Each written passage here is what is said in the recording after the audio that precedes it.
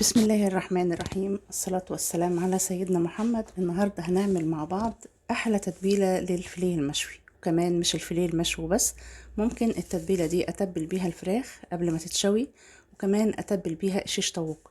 تتبيلة مميزة أنا معتمداها من زمان جدا، وبتنجح معايا بتخلي قلب الحاجة كده جوسي، سواء كانت فراخ أو فيليه أو شيش طاووق، وبتبقى حلوة جدا جدا. تعالوا بقى اقول لكم المكونات ايه، وان شاء الله نبدأ على طول. يعني مبدئيا انا عندي 3 كيلو من الفيليه، 3 كيلو فيليه متقطع. هوريكم التقطيعة بتاعته دلوقتي، مغسول ومتصفي في المصفى، وما يكونش فيه اي سوائل خالص، يعني ما يكونش فيه اي مية ولا اي حاجة. وانتي بتجيبيه قولي للراجل يقطعهولك تقطيعة، بصي، سميكة شوية، يعني تكون طعم التتبيلة من بره ومن جوه كمان. بصي يعني يبقى برضو محمل عشان يبقى طعمه حلو. فانتي هتقولي للراجل قطعهولي تقطيعة شوي.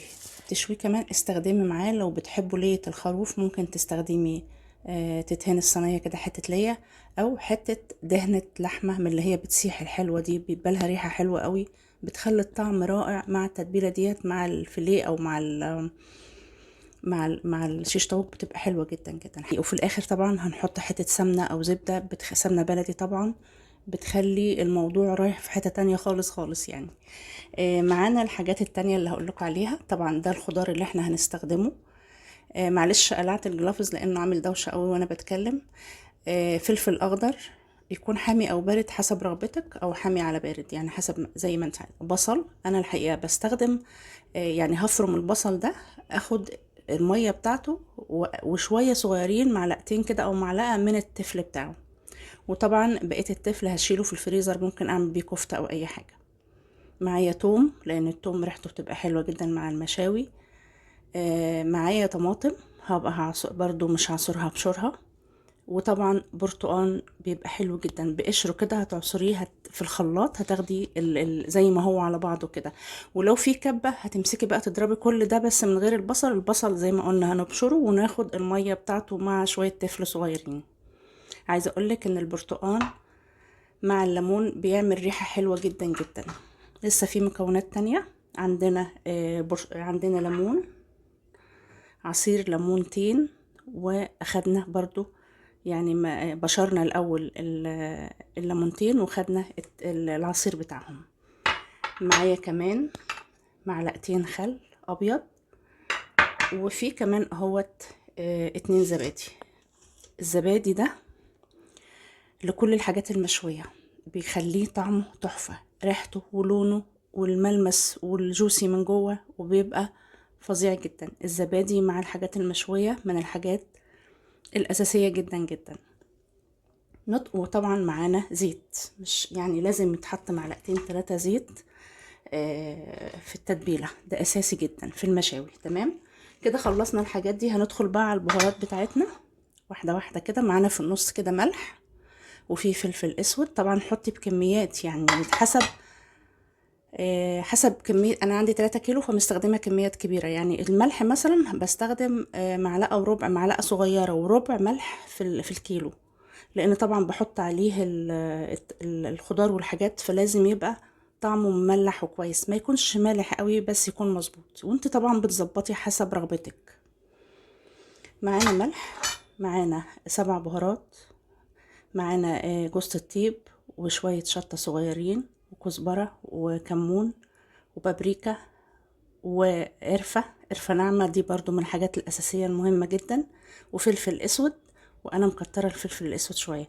وهنا هو في بشر ليمون، ده بشر ليمون اللي أنا قلت لكم إن أنا بشرت ليمونتين وخدت العصير بتاعهم. يعني هاخد بشر ليمون والعصير، وهعصر البرتقال بالقشر بتاعه أهو. فالحقيقة بيديني طعم وريحة وحاجة مميزة قوي.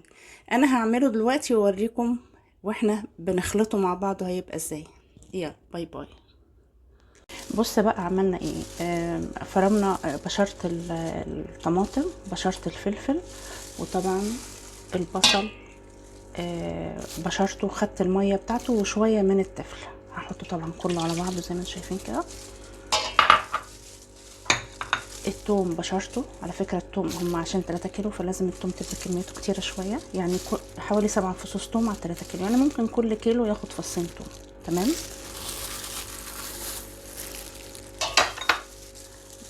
بصوا بقى هنا البرتقال عملته في الخلاط مع، يعني حطيت البرتقال اللي انتوا كنتوا شايفينه مع بالقشر بتاعه كله على بعضه، بس بشيل منه مثلا اذا كان فيه بذره او الحته البيضاء اللي في النص دي عشان ما يبقاش ممرر. وعشان ما احطلوش ميه حطيت له معلقتين الخل والليمونتين المعصورين احركوا بيهم في الخلاط. فطبعا كده عندنا ريحته جميله جدا، يعني انا عايزه اقول لكم ان ريحه الخلطه دي وانا بستخدمها فظيعه جدا. عندنا كمان هنا الزيت، فنجان الا ربع زيت تقريبا. تمام. طيب فاضل ايه تاني بقى من السوائل؟ الزبادي. زي ما اتفقنا عندنا كوبايتين زبادي هحطهم اهو.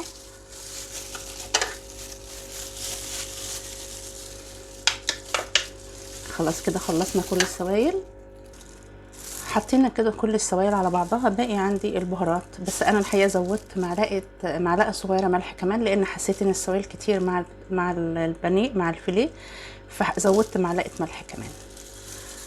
كده كل البهارات وبشر الليمون اهو كله هنحطه.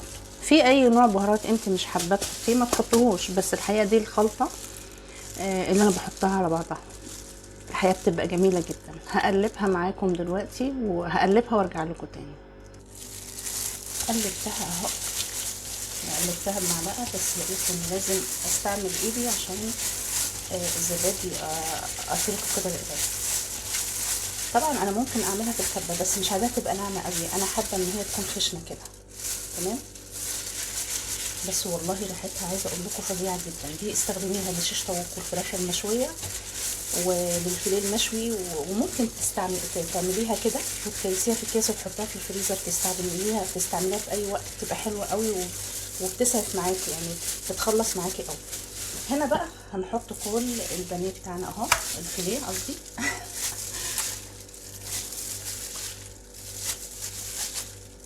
بسم الله الرحمن الرحيم، بسم الله ما شاء الله تبارك الله، اللهم صل وسلم وبارك على سيدنا محمد. حطينا طبعا، حط التتبيله بتاعتك في حاجه واسعه زي ما انا عامله كده عشان تعرفي تقلبي براحتك. فيها كل حاجه وطعمها وريحتها تجنن يعني. وهتسيبيها بقى، يعني مش هنستخدمها بقى ولا هنشوي النهارده، لا انت اعمليها قبلها بيوم.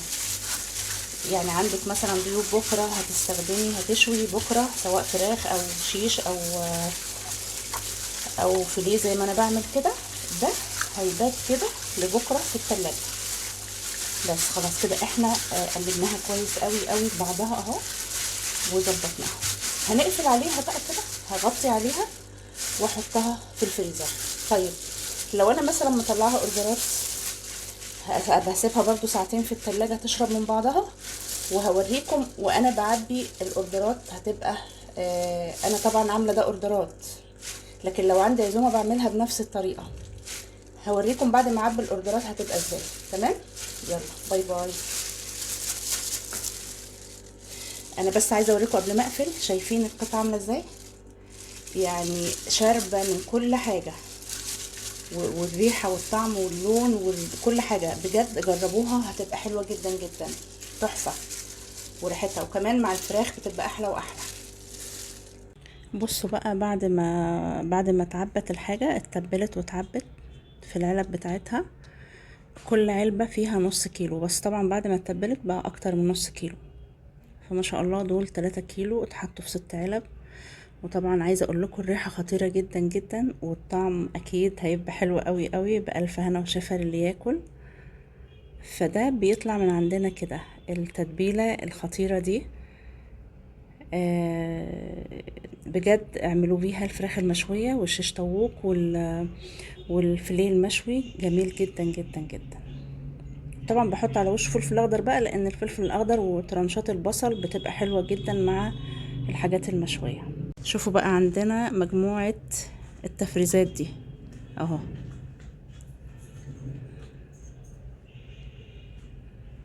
ايه رايكم؟ مطبخ سوسو عطيه، عندنا التفريزات حاجه مختلفه تماما.